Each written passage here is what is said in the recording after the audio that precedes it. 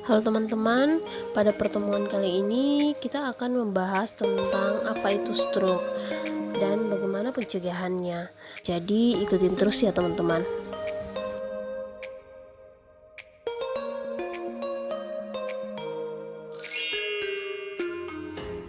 Pengertian dari stroke adalah kerusakan pada otak yang muncul secara mendadak, progresif, dan cepat akibat dari gangguan peredaran darah di otak kita.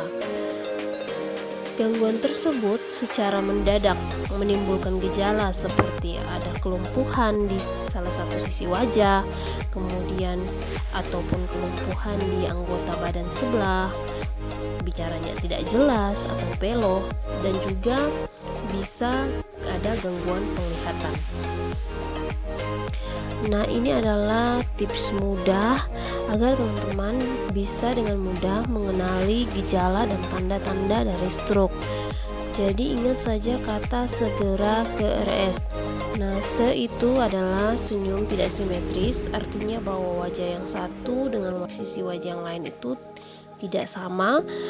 G adalah gerakan separuh anggota tubuh itu melemah tiba-tiba atau pada sisi sebelah tubuh.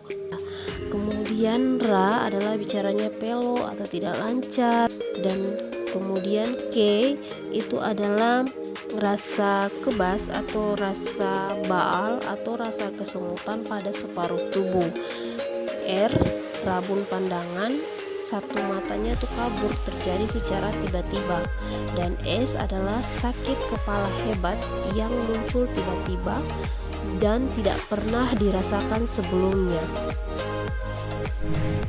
Nah, yang perlu teman-teman ketahui, stroke itu dibagi menjadi dua.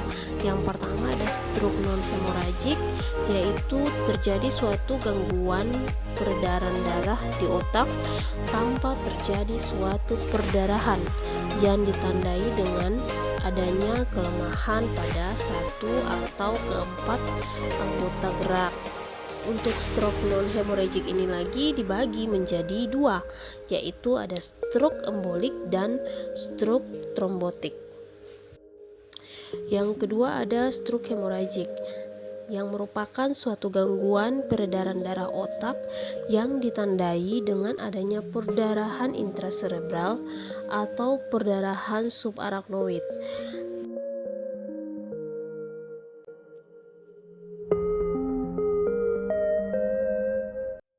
Tanda yang terjadi adalah seperti pasiennya mengalami penurunan kesadaran, pernafasannya cepat, dan nadinya juga cepat.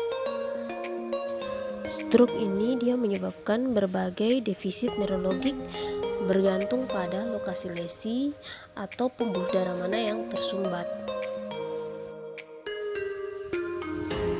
Fungsi otak yang sudah rusak tidak dapat membaik sepenuhnya apabila seseorang itu sudah terkena stroke. Yang pertama, mereka akan kehilangan motorik. Kehilangan motorik ini dalam arti bahwa ketika terkena stroke, maka salah satu sisi tubuh itu akan melemah. Nah, ketika melemah, maka pergerakan yang dilakukan juga akan kurang, tidak seperti sisi yang sehat. Yang kedua, kehilangan komunikasi. Nah, kehilangan komunikasi ini diartikan bahwa ketika seseorang mengalami stroke dan terkena di pusat bahasa di otak, maka mereka juga akan sulit untuk berkomunikasi karena otak yang mengatur pusat bahasa itu sudah terganggu. Pertama, dia itu kesulitan berbicara. Kedua, kehilangan berbicara. Dan yang ketiga, tidak memiliki kemampuan untuk melakukan tindakan yang dipelajari sebelumnya. Contohnya seperti hal-hal yang dilakukan dalam kehidupan sehari-hari. Nah, sebelum saya lanjut, ada baiknya kita mengetahui tentang mekanisme dasar daripada stroke ini.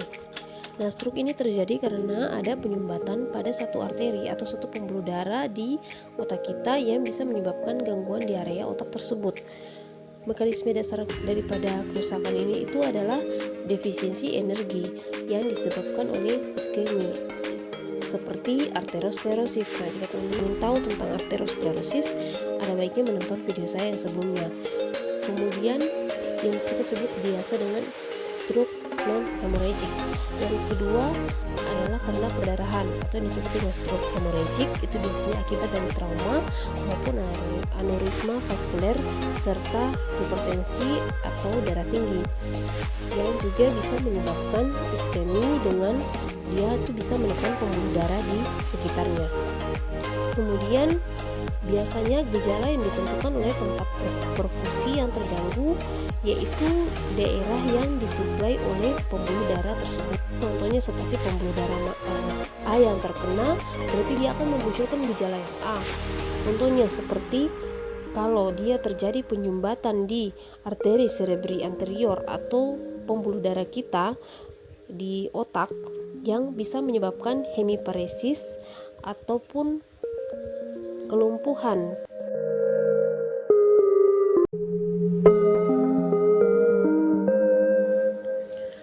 Nah, untuk orang-orang yang sudah terkena stroke, berperilaku sehat dengan ingat satu kata saja, yaitu patuh.